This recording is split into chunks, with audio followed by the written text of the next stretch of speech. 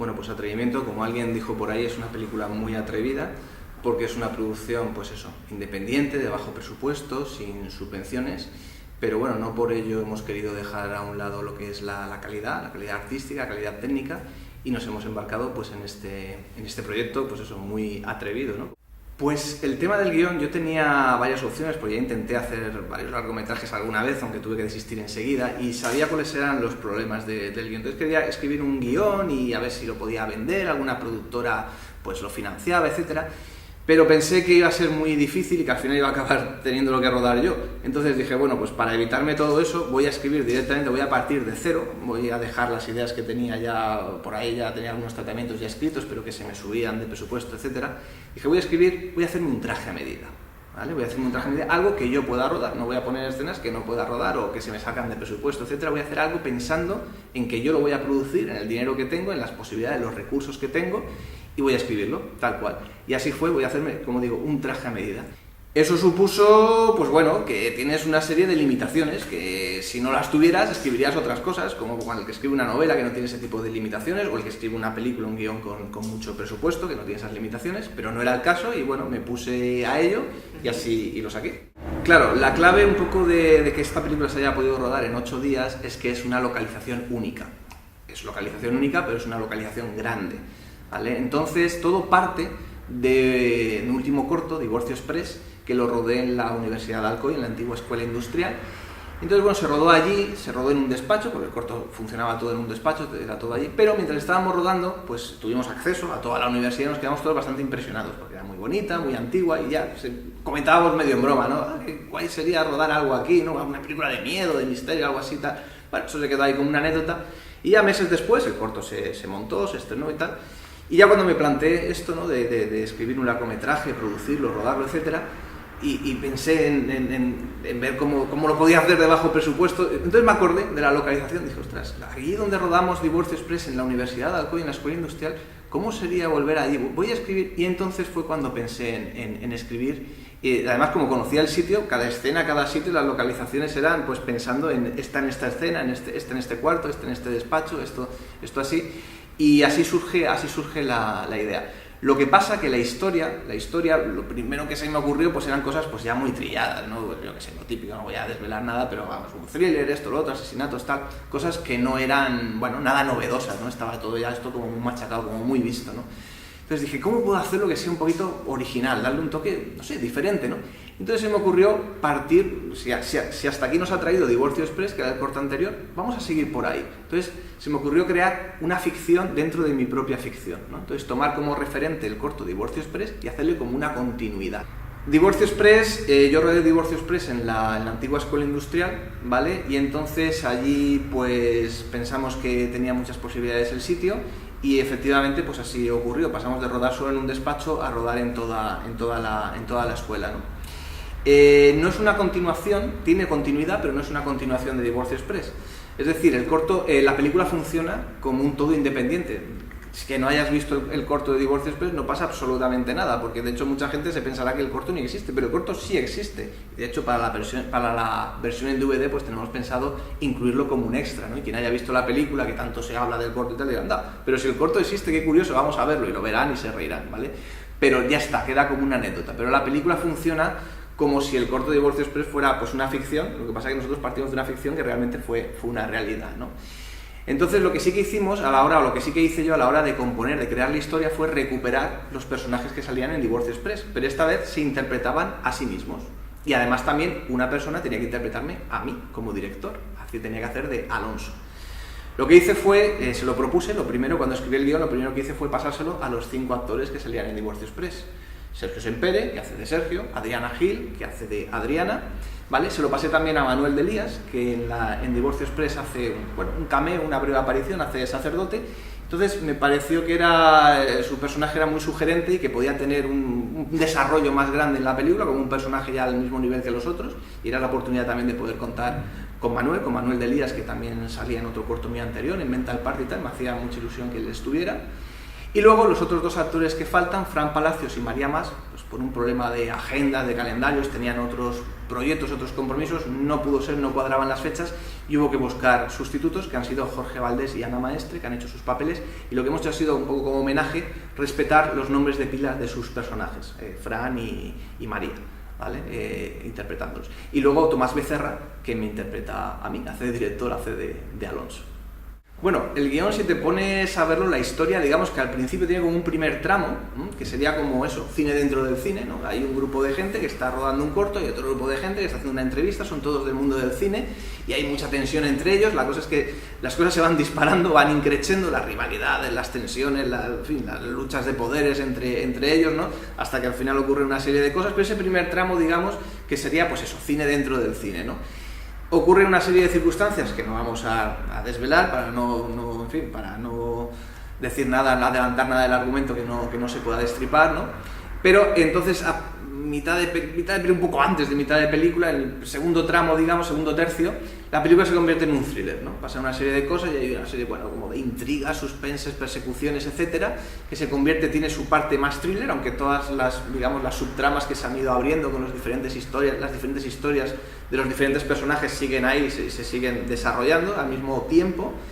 Y todo desemboca en un largo acto final, que sería un tercer tramo, un último tercio, en el que a mí me recuerda bastante, aunque no es exactamente así, pero bueno, me recuerda bastante, hay una cierta intención en ello también, a las novelas y películas de Agatha Christie, donde todo el mundo se reúne alrededor del investigador y entonces se van, a base de flashbacks, se van cerrando las puertas y los cabos abiertos, los cabos que estaban sin cerrar, ¿no? Sin atar, se acaban resolviendo todas las dudas, etcétera, ¿no? Y bueno, tiene un poco, no es exactamente eso, porque son más cosas, y quien vea la película lo entenderá, yo no puedo decir más porque si no desvelo cosas que no debo, pero tiene un poquito, bebe de eso y tiene un poquito de eso, entonces digamos que la película se podría estructurar en esos 3 tercios, digamos. Pues la preproducción, como siempre en estos casos, o mejor dicho, en estos casos más que nunca, que hay poco presupuesto y demás, pues tuvo que ser pues con mucho tiempo, muy esforzada, trabajando todos muy duro, planificándolo todo muy bien. Lo primero fue contar con esos actores que tenían que hacer de ellos mismos, luego buscar el resto de actores, porque son muchos más, hasta 15, y era muy importante además la labor de casting que hice yo personalmente, contactando uno por uno, porque yo tenía muy claro que esta es una historia de personajes, una historia de actores, y que para que esto se ejecutara bien tenía que haber ahí unos actores que lo supieran llevar a cabo adecuadamente, entonces no me valía cualquiera, vamos, tenía que ser buenos y muy buenos, y estoy muy contento, tengo un plantel de 15 que son, vamos, chapó.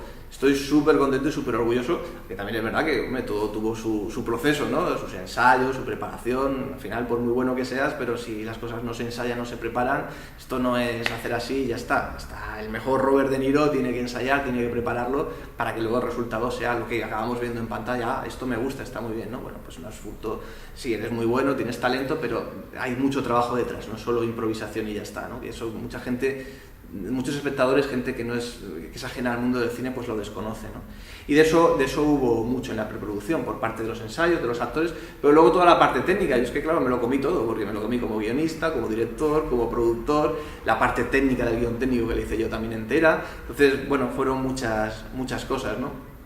También destacar dentro de la preproducción una cosa que fue muy importante, que es como un personaje más, que es el sitio, el escenario, el lugar, el edificio, ¿no? Que es, como he dicho antes, la Escuela Industrial de Alcoy, la antigua sede de la universidad, que ya habíamos rodado allí, hacía unos años Divorcio Express, volvimos a contactar con ellos, con la Filofis de Alcoy, con el Ayuntamiento de Alcoy, con la Universidad de Alcoy, muy generosamente nos cedieron las instalaciones durante los días de rodaje, etcétera, y gracias a ello pues pudimos rodar allí tal y como habíamos previsto y se había escrito el guión, y sin esa ayuda y sin esa cesión y sin ese apoyo, pues la película hubiera sido imposible poder que hubiera llegado a buen puerto.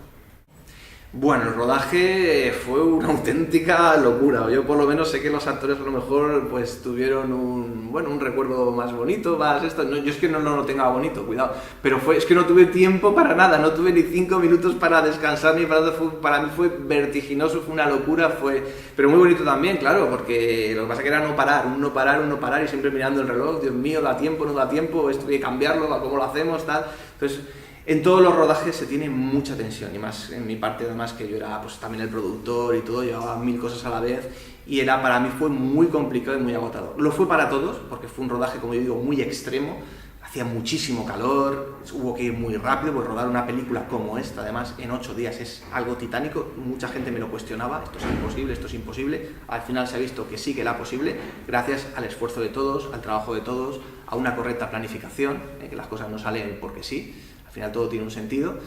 Pero claro, eso supuso pues un plus, un esfuerzo por parte de todo el mundo y yo por mi parte lo recuerdo como un agotamiento, vamos, que si tuviera que hacer otra igual que esta me quedaba en el sitio seguro.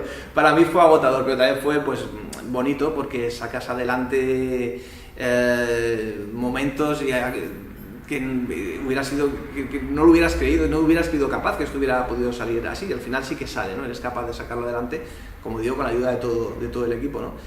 Pero me hubiera gustado, por otro lado, poder haberlo hecho, pues yo qué sé, con más tranquilidad, con más relajación, lo de siempre. Cuando tienes pocos medios, pocos recursos, pues ¿qué echas de menos? Pues tener más recursos, ¿no? Pero bueno, ¿qué se le va a hacer? Poco a poco, para la siguiente. Pues la postproducción también es muy esforzada y de hecho ha sido además muy larga, muy laboriosa, muy trabajada y lo que pasa es que no es lo mismo, ¿eh? El estrés del rodaje, pues el rodaje son los días que son y si ocurre algo, ocurre algún incidente, algún accidente, que afortunadamente no ocurrió, pero siempre puede pasar, ¿no? Ocurrieron cosas que se pudieron salvar. Pero bueno, la postproducción, ¿no? Si un día estás enfermo o te ocurre cualquier imprevisto, pues bueno, pues ya lo haré mañana, ¿no? Es trabajo delante de un ordenador, en una silla, en una mesa y oye, pues no tienes esa tensión, no tienes un equipo de 50 personas, dependiendo de ti, que tienen ese día y no tienen el día siguiente, que tienes que darles de comer, etcétera. Lo llevas de otra manera. Ahora bien, dicho esto, una vez que estás meses y meses y meses, y plano a plano, minuto a minuto, segundo a segundo, como se dice, frame a frame, ¿no? Pues eso se hace al final muy pesado, muy laborioso y acabas con la cabeza porque son muchas cosas las que hay que tener en cuenta en postproducción, sobre todo desde la parte técnica y la parte del montaje que también es una parte muy creativa, ¿no? De cómo un plano detrás de otro, elegir las tomas buenas y que tenga un ritmo bueno de montaje, eso tiene una parte también creativa muy bonita, pero al final yo he acabado un poco saturado, eso es cierto, pero es como lo otro en el rodaje, al final acabas muy harto, pero porque te ha gustado mucho, pero todo tiene un tope también. No necesariamente, lo que pasa es que claro, jugamos en desventaja, está claro, ¿no? Te faltan muchísimas cosas, pero es verdad que hoy en día, con todo el cine digital, con todas las cámaras ahora que hay, toda la tecnología, los software de postproducción, todo lo que hay te permite hacer una película con, en fin, no te voy a decir con 4 duros porque tampoco es eso, pero vamos, con unos presupuestos y con unas cámaras, con unas herramientas y unos elementos al alcance de casi todo el mundo, vamos a decir, no como antes que eran millones, ¿no? Y eso no está al alcance de cualquiera. Hoy en día sí que es posible, es verdad que hay que tener una buena planificación. De hecho, los proyectos que se hunden y que no salen al final, que se quedan a medias, normalmente no es porque no haya recursos o porque no haya las suficientes cámaras, los suficientes equipos técnicos, normalmente suele ser por fallos de coordinación, fallos de equipo, fallos humanos, cosas así. Pero, ¿qué es lo más difícil al final? Capitanear el barco y que el equipo pues puedas liderarlo adecuadamente y que salga todo adelante. Tener las ideas claras, también saber hacia dónde quieres ir, ¿no? Porque al final uno tira por un lado, tú tiras por otro y tú, en mi caso, pues como director y como productor, tienes que tener las cosas claras y decir, no, que esto va por aquí, esto es así. Está claro que también puedes dejarte aconsejar, evidentemente, porque esto es un trabajo de todos, ¿no? Y así es también. Pero eres tú el que tienes que tomar al final las decisiones y llevar, lo que digo, el capitán del barco, llevar que vaya por un lado, que vaya por el otro, porque si no va a la deriva, que es lo que pasa muchas veces, que muchos buenos proyectos se malogran porque, bueno, pues que al final las decisiones no se toman como deben ser y, bueno, cada uno acaba tirando por un lado y las cosas no terminan funcionando. Pero no tiene por qué estar reñido, es verdad que vamos en desventaja, pero hay ejemplos también que se han hecho y yo me quiero fijar en eso, en los trabajos en películas que han funcionado con poco presupuesto, pero que con mucho ingenio y con una técnica adecuada han funcionado y ese es el ejemplo, el espejo en el que yo quiero mirarme. Es verdad que muchos han quedado también por el camino, también es cierto, pero bueno, vamos a ser optimistas.